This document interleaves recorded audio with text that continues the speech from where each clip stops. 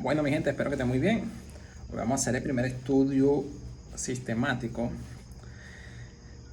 acerca de la Biblia.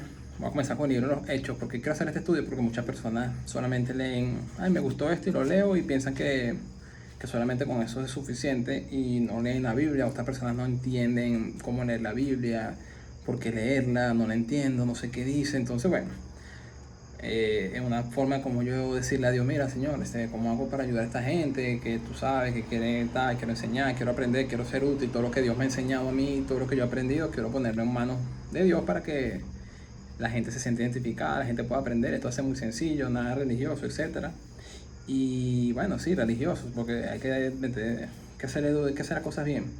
Y sin miedo, sin pena, aquí vamos a poner todos los capítulos oscuros, los que casi no se nombran, los difíciles, los controversiales, etcétera. Vamos a leer la Biblia y yo la voy a leer normal y tú me vas a acompañar. La idea es que tú aprendas, la idea es que tú la leas en tu casa, leas la Biblia y podamos como que, mira, qué está queriendo decir aquí? ¿Por qué? Y ponernos a pensar aquí, hacer un estudio. Tengo un software bíblico aquí que busca cosas más a profundidad, etcétera. Si hace falta lo usamos, porque yo no sé con qué me voy a encontrar aquí. Yo no sé cómo va a fluir cada día, así que bueno, ya tú sabes. Vamos a estudiar el libro de los Hechos de los Apóstoles o Hechos del Espíritu Santo, como algunos le dicen. Y este libro fue escrito por una persona que se llama Lucas. Se dice que es a una persona que se llama Teófilo, que significa como que amigos de Dios. Entonces este libro lo escribió, se fue escrito aproximadamente durante, o sea, él narra la historia de aproximadamente 30 años de diferencia, desde que lo comienza a narrar hasta que termina de narrarlo. Así que no fue que lo fue escribiendo poco a poco, sino que se sentó, tal, empezó a investigar, empezó a averiguar, empezó a hacer sus anotaciones, me imagino sus bosquejos, que iba anotando, que iba diciendo, tal, no sé qué. Él se tomó la tarea de entrevistar a los apóstoles, personas que estuvieron ahí en los hechos. Él fue amigo de Pablo, entrevistó a Pablo, estuvo con Pablo en la cárcel escribiendo, o sea, era un médico, no era un inculto, no era una persona que, ya, ese no sabe quién es, tal. Entonces, tenemos que entender quién lo escribió para que nosotros podamos entender que, o sea, que no fue un loco de la vida, así que se pensó, voy a narrar esto aquí, no, sino que fue una persona con diligencia.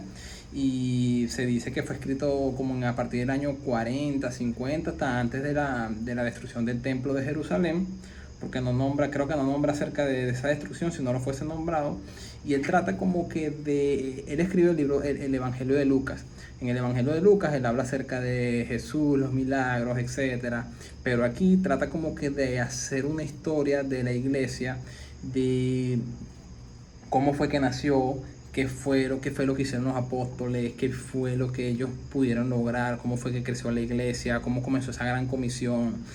Y tenemos que ver las perspectivas de este estudio o de leer la lectura, o sea, cuál fue el propósito de esta persona, cuál fue el propósito de este médico, de este discípulo, de esta persona, cuál fue el propósito de escribirlo, por qué lo escribió, a quién se lo escribió. Y bueno, eso es lo que vamos a ir aprendiendo y bajo estos ojos nosotros poder estudiar la Biblia, ¿ok? Yo aquí anotaba, comienza desde la ascensión de Jesús hasta el final. Es probable estuvo con Pablo y esto es importante. Fue bajo el reinado de Roma, por eso es que hubo persecución, muerte, tanto desafío para cumplir la gran comisión. Entonces este tipo comenzó y empezó a narrar la historia de cómo nació la iglesia. Impresionante, si él no fuese escrito este libro, quizás no supiéramos muchas cosas de lo que pasaba en esos tiempos de la iglesia, por eso que a veces, bueno, eso lo vamos a aprender más adelante. Entonces comienza así. En el primer tratado, oh Teófilo, hablé acerca de las cosas que Jesús comenzó a hacer y a enseñar. En el primer tratado, eso es en el libro de Lucas. Hasta el día en que fue recibido arriba. Entonces él dice que él habló en el primer tratado, porque él escribió dos cosas, como les dije, y comenzó habló acerca de Jesús desde que comenzó a enseñar y hasta que fue recibido arriba en el cielo. Entonces, después de haber dado mandamiento por el Espíritu Santo a los apóstoles que había escogido, a quienes también después de haber padecido se presentó vivo con muchas pruebas indubitables, apareciéndosele durante 40 días y hablando acerca del reino de Dios. Y estando juntos, les mandó que se fueran a Jerusalén, que no se fuesen de Jerusalén, sino que esperaran la promesa del Padre, la cual les dijo: oísteis de mí.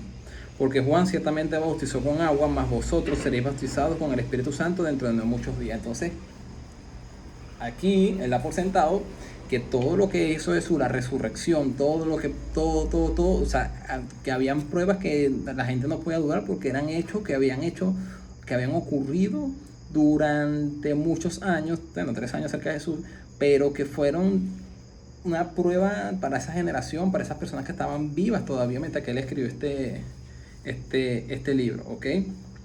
Entonces, los que no se habían reunido le preguntaron diciendo, Señor, los que se habían reunido le preguntaron, o sea, a Jesús. Le está echando el cuento antes de comenzar la historia, que fue lo que había pasado. Entonces él dijo, le dijo, mira, los apóstoles, Jesús les mandó a los apóstoles que no se fueran, sino que se estuviesen en Jerusalén para que venga sobre ellos el Espíritu Santo que él había prometido. Entonces los que se habían reunido le preguntaron diciendo, Señor, ¿restaurarás el reino de Israel en este tiempo? Porque los judíos esperaban un Mesías que restaurara a Israel, que los defendiera de Roma, los libertara de Roma, etc. Entonces los judíos los discípulos le preguntaban, ¿te vas? ¿Qué vas a hacer? Ya resucitaste, te hemos visto, entonces ahora no vas a liberar. O sea, ellos esperaban como otra cosa. Y les dijo, no os toca saber a vosotros los tiempos o las sazones que el Padre puso en su sola potestad, pero recibiréis poder cuando haya venido sobre vosotros el Espíritu Santo, y me seréis testigos en Jerusalén, en toda Judea, en Samaria y hasta el último de la tierra. Y habiendo dicho estas cosas, viéndolos ellos, fue alzado y lo recibió una nube que le ocultó de sus ojos. Y estando ellos con los ojos puestos en el cielo, entre tanto que él se iba, aquí se pusieron junto a ellos 2 varones con vestiduras blancas, los cuales también les dijeron, varones Galileo, ¿por qué estáis mirando al cielo? Este mismo Jesús, quien ha sido tomado de vosotros al cielo, así vendrá como lo habéis visto ir al cielo. Esto es una promesa impresionante, porque para mí es la mejor promesa, porque esto que va a pasar a partir de ahora, toda la historia que va a pasar a partir de ahora, la mejor promesa que dijo Jesús antes, o que vino del reino de Dios después que Jesús ascendió, es que Él va a volver. Y si Jesús, ¿cómo sé que esa promesa se va a cumplir? ¿O cómo sé que Jesús va a volver? Porque si Jesús existió y Él dijo todo lo que dijo, y Él demostró ser Dios, y Él demostró haber muerto en la cruz, resucitado en la cruz, cumplir el propósito de Dios, esta promesa también se va a cumplir. O sea, si Jesús confirmó ser Dios, Él dijo que va a volver y va a volver. Esa es la mejor promesa. A mí no me importa mucho, así leo yo la Biblia, o sea, a mí no me importa mucho las promesas económicas, las promesas de no sé qué, las promesas de esto, de aquello, de que te va a ir bien, de que va, o sea, esas promesas para mí son momentáneas, porque yo sé que este mundo va a pasar. Sí, queremos estar bien, queremos estar felices, chévere, pero la mejor promesa que yo veo, que yo siento, que yo sé que se va a cumplir, que yo sé que es la mejor promesa, es que Jesús va a volver por nosotros. Sigamos. Entonces, volviendo a Jerusalén, desde el monte que se llama del Olivar, el cual está cerca de Jerusalén, camino de un día de reposo, y entrados subieron al aposento alto donde moraban Pedro y Jacobo y Juan, Andrés, Felipe, Tomás, Bartolomé, Mateo, Jacobo, hijo de Alfeo, Simón el Celote y Judas, hermano de Jacobo. O sea, estaban los caballos aquí, los que habían vivido con Jesús, estaban esa gente metida ahí en un aposento. Todos estaban perseveraban unánimes en oración y ruegos con las mujeres, con María, la madre de Jesús, y con sus hermanos. Entonces, ¿qué pasa? Ellos ven a Jesús, Jesús se va al cielo, recibe una promesa y ellos se devuelven a Jerusalén cumpliendo con el mandato que Jesús les había dado. Es importante por eso que nosotros podamos cumplir el mandato y la palabra que Jesús nos dio, porque después que ellos se mantuvieron ahí juntos, estaban unánimes juntos, estaban orando, no estaban pajareando, quizás estaban tristes, desconsolados, pero bueno, Jesús prometió, empezaron a orar, quién sabe que estarían orando, etcétera, pero bueno, eso es lo importante de la oración. En aquellos días Pedro se levantó en medio de los hermanos, y los reunidos eran como 120 en número, y dijo, varones hermanos, era necesario que se cumpliese la escritura en que el Espíritu Santo habló antes por la boca de David acerca de Judas. Él fue guía de los que prendieron de los que arrestaron a Jesús, y era contado con nosotros, y tenía parte en este ministerio. Este pues, con el salario de su iniquidad, adquirió un campo, y cayendo de cabeza se reventó por la mitad, y todas sus entrañas se derramaron. Y fue notorio a todos los habitantes de Jerusalén, de tal manera que aquel campo se llama como su propia lengua Aceldama, que quiere decir campo de sangre. Porque está escrito en el libro de los Salmos: sea hecha desierta su habitación y no haya quien more en ella. Tome otro su oficio. Entonces, esta persona, Pedro, mientras que estaban allí, me imagino en oración, en su tiempo de, concha, estoy leyendo la Biblia, así como nosotros, y se le prendió la luz, y me imagino una revelación del Espíritu Santo. ¿Qué pasó? Me imagino que comenzó a echar el cuento en su mente. Mira, está. Judas lo engañó a Jesús. Wow. Pero en la palabra de Dios dice tal. Sí, es verdad, eso tuvo que haber sucedido. Fue una promesa, fue una profecía cumplida. Como no lo habíamos dado cuenta. Es verdad. Wow, Jesús de verdad nos habló, nos dijo estas cosas y no me he dado cuenta. Así pasa cuando leemos las escrituras, cuando no entendemos, pero estamos en oración, estamos en el Espíritu, estamos orando, buscando la dirección de Dios, porque ellos estaban concernados. Señor, ¿qué quieres de nosotros? Me imagino la oración. Señor, ¿qué quieres de nosotros? ¿Qué vamos a hacer con esto? Tú dijiste que estuviésemos aquí, pero no sabemos qué vamos a hacer. Estamos solos, no te vemos, no vemos al Espíritu Santo, estamos desesperados, estamos todos juntos aquí, quizás nos persiguen, quizás no sé qué va a pasar. Y en ese momento, no dice cuánto tiempo pasaron allí, se le prendió la luz, porque así pasa, cuando uno busca de Dios, busca una palabra, busca algo que, Señor, no sé qué hacer, quiero cambiar mi vida, pero en oración, es que, mira, voy a preguntar a mi pastor, a mi líder, qué piensa de esto, y cuando tú ni siquiera has orado, cuando tú ni siquiera has buscado dirección de Dios, voy a ver qué me recomienda esta persona, voy a ver una prédica de YouTube, a ver qué Dios me habla. No, es tu lectura de la palabra, tú examinarte por dentro, así como estamos haciendo nosotros, y tú decir, wow, en un día, mañana, pasado, o hasta en el primer momento, Dios te va a hablar y te va a revelar lo que tú quieres que cambie, porque de eso se trata. Entonces dice, es necesario pues que de estos hombres, que han estado juntos con nosotros todo el tiempo que el Señor Jesús entraba y salía entre nosotros, comenzando desde el bautismo de Juan hasta el día entre nosotros fue recibido arriba, uno se ha hecho testigo con nosotros de su resurrección. Y señalaron a dos, a José, llamado Barsabás, que tenía por sobrenombre Justo, y a Matías. Llorando, dijeron, tú, Señor, que conoces los corazones de todos, muestra cuál desde estos dos has escogido, para que tome la parte de este ministerio y apostolado de que cayó Judas por transgresión, para irse a su propio lugar. Y les echaron suerte, y la suerte cayó sobre Matías, y fue contado con los 11 apóstoles. Entonces, bueno, Judas se había muerto.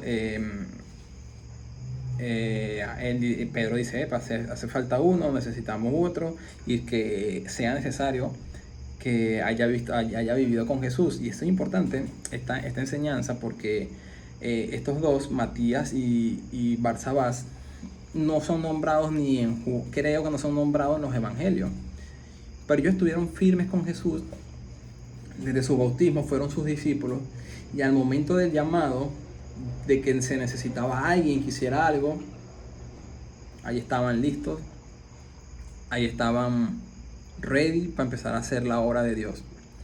Duraron 3 años y medio entrenándose, duraron 3 años y medio buscando la voluntad de Dios, siguiendo allí, no eran reconocidos quizás, pero al momento del llamado estaban preparados para cumplir la gran comisión y para dar sus vidas por Jesús. Entonces, a veces nosotros en el anonimato,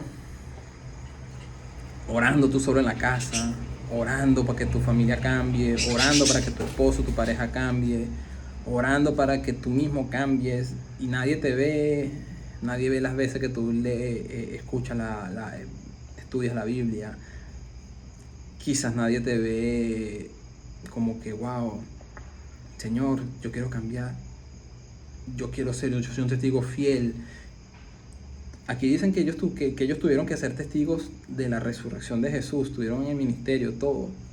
Y nosotros quizás no hemos leído, tenemos años en la iglesia, y no hemos leído ni siquiera el libro de Juan completo, Mateo, Marcos, Lucas y Juan, que son los 4 evangelios. Quizás no lo hemos leído completos, quizás no hemos leído todo lo que hay en esos libros, y no somos partícipes, como tenía que ser partícipe una persona para cumplir la gran comisión. Wow. A veces nosotros queremos tantas cosas y de verdad que no nos las merecemos. Gracias a Dios que Dios no nos da todas esas cosas que nosotros le pedimos, porque a veces queremos, Señor, úsanos, sirve de instrumento, quiero ser usado por ti.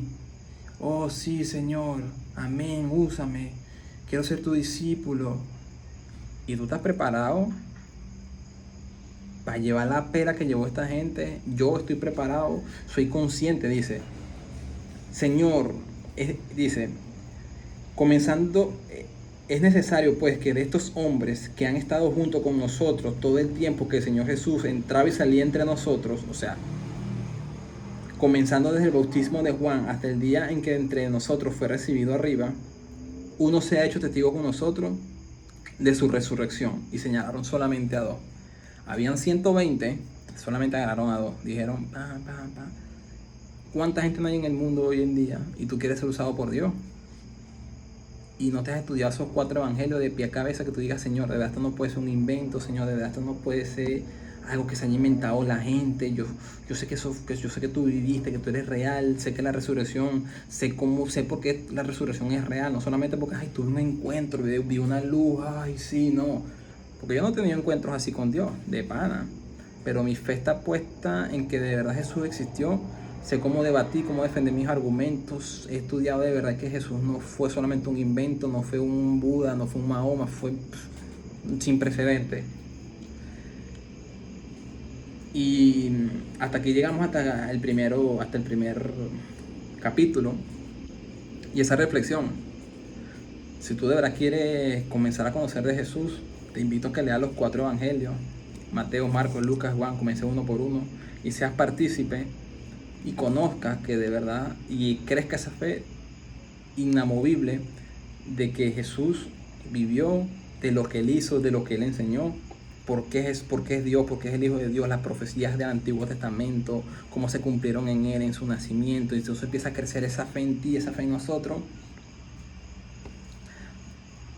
para que podamos entender cuántos capítulos son. Como terminamos el primero, no sé si lo leamos uno por uno. Mira, estos son mis separadores. Yo estaba leyendo desde enero, comencé a leer el libro Los Hechos, ya iba por el libro 10, entonces voy a empezar a leerlo otra vez de nuevo con ustedes. Creo que hasta Hechos 28. Entonces nos faltan por lo menos un mes, tenemos aquí mínimo, para poder entender lo que pasó en la iglesia. Así que bueno, vamos a orar, Señor. Y así debes orar, sin misticismo. Leímos algo que nos hizo de reflexión y ahora vamos a orar para que tú entiendas cómo leer la Biblia, para que tú entiendas cómo orar y aprendas esa relación con Dios. Señor, te doy las gracias por este tiempo de estudiar tu palabra.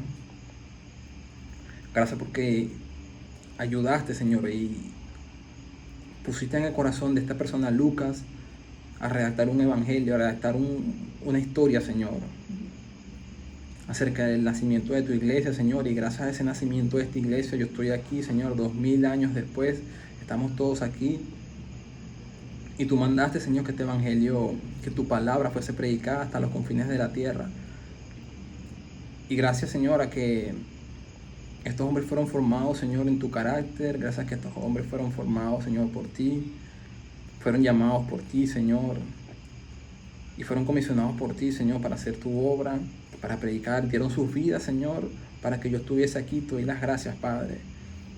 Y así como ese llamado, Señor, yo tengo ese llamado también, Padre, de ser partícipe de tu bautismo, de tu vida, de tus enseñanzas, de tu muerte y de tu resurrección, Señor, y ser firme y estar firme, Señor, en mis creencias, en mi fe contigo, Señor. Sé que eres real y te pido que te hagas más real en mi vida, Señor, que aumentes mi fe, Señor, y que quites cualquier argumento de incredulidad, y que yo pueda, Señor, ser partícipe para predicarle a mi familia, a mis amigos, Señor, a las personas que no conozcan, que están en el mercado, Padre, de que tú eres real, de que en ti hay vida, Señor, de que en ti hay esperanza, Señor. Que yo pueda hacer tu voluntad, Padre. Quizás yo te he pedido dinero, quizás yo te he pedido seguidores en las redes sociales, quizás yo te he pedido, Señor, cosas vanas de este mundo, Señor, pasajero. Pero te pido que me des, Señor, la oportunidad de predicar tu palabra, de ser usado por ti, Señor, de que las personas conozcan de ti, Padre, que ellos puedan conocer y hacer tu voluntad, Padre, en el nombre de Jesús. Guarda a estas personas que van a escuchar este mensaje en las redes sociales, Señor. Que ellos comiencen a tener, Señor, a tener un interés por tu palabra, a tener unas ganas de buscar de ti, Señor. Que tú comiences a poner en ellos el querer como el hacer, de leer, Señor, de entender. Que puedan contar contigo, Padre, para que sus vidas cambien, Señor. Gracias por tu Hijo amado, gracias por tu palabra, gracias por tu verdad, Señor.